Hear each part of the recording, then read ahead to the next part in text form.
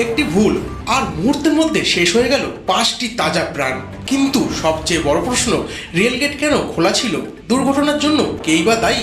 হাসপাতালে শুয়ে এবার মুখ খুললেন অভিযুক্ত গেটম্যান। তার দাবি শুনলে আপনিও অবাক হতে পারেন। পুরো ঘটনাটি জানতে ভিডিওটি শেষ পর্যন্ত অবশ্যই দেখুন।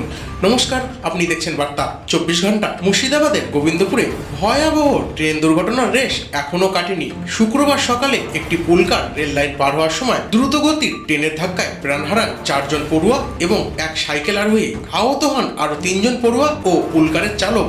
এই মর্মান্তিক ঘটনায় শোকের ছায়া নেমে এসেছে গোটা এলাকায়। দুর্ঘটনার পর থেকেই অভিযোগের তীর গেটম্যান অনুপ কর্মকারের দিকে। স্থানীয়দের একাংশের অভিযোগ, গেট খোলা রাখার কারণেই এই দুর্ঘটনা ঘটে। এমনকি কর্মরত অবস্থায় তিনি মদ্যপ ছিলেন বলেও অভিযোগ ওঠে। ক্ষুব্ধ জনতার মারধরের পর বর্তমানে তিনি মুর্শিদাবাদ মেডিকেল কলেজ হাসপাতালে চিকিৎসাধীন। তবে হাসপাতালের বেড থেকেই নিজের অবস্থান স্পষ্ট করেছেন অনুপ কর্মকার। তিনি দাবি করেছেন, প্রতিদিনের নিয়ম অনুযায়ী স্টেশন মাস্টার তাকে ট্রেন ছাড়ার খবর জানিয়ে দেন। আপ ট্রেন হোক বা ডাউন ট্রেন, ট্রেন ছাড়লেই গেট বন্ধ করার নির্দেশ আসে।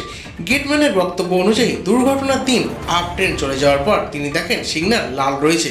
তার ধারণা ছিল ডাউন ট্রেন ছাড়তে এখনো কয়েক মিনিট সময় রয়েছে, সেই কারণেই তিনি রেলগেট খুলতে যান। অনুপ কর্মকারের অভিযোগ, সেদিন স্টেশন মাস্টার ট্রেনের নম্বর জানালেও ডাউন ট্রেন ছেড়ে দেওয়ার কথা তাকে জানানো হয়নি। আর ডাউন লাইনের ট্রেন পিছনের দিক থেকে আসে বলে তিনি নিজে ট্রেন দেখতে পাননি। তিনি আরও বলেন, প্রতিদিন যেভাবে কাজ করি সেদিনও ঠিক সেভাবেই কাজ করছিলাম। যদি আমাকে জানানো হতো যে ট্রেন ছেড়ে দিয়েছে, তাহলে আমি কখনো গেট খুলতাম না। অন্যদিকে দুর্ঘটনার প্রকৃত কারণ কি, সেখানে কারো গাফিলতি ছিল কিনা অথবা রেলের নিরাপত্তা ব্যবস্থার কোথাও কোনো ত্রুটি ছিল কিনা তা নিয়ে তদন্ত শুরু হয়েছে। তদন্ত শেষ না হওয়া পর্যন্ত দায়িত্ব নিয়ে চড়া সিদ্ধান্তে পৌঁছানো সম্ভব নয়। এদিকে এই দুর্ঘটনায় প্রাণ হারানো শিশুদের পরিবার এখনো শোকে স্তব্ধ। এলাকাবাসীর একটাই দাবি, দোষী যেই হোক তার বিরুদ্ধে কঠোর ব্যবস্থা নেওয়া হোক, যাতে ভবিষ্যতে আর কোনো পরিবারকে এমন মর্মান্তিক ঘটনার মুখোমুখি হতে না হয়।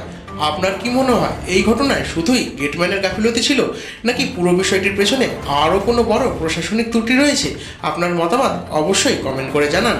আর ভিডিওটি ভালো লাগলে একটি লাইক করুন, বন্ধুদের সঙ্গে শেয়ার করুন। আর বার্তা 24 ঘন্টা চ্যানেলটি এখনও সাবস্ক্রাইব করে না থাকলে অবশ্যই সাবস্ক্রাইব করুন এবং বেল আইকনটি চাপুন। প্রতিদিন পশ্চিমবঙ্গ, দেশ ও বিশ্বের গুরুত্বপূর্ণ খবর সহজ ভাষায় সবার আগে পেতে আমাদের সঙ্গেই থাকুন। ধন্যবাদ।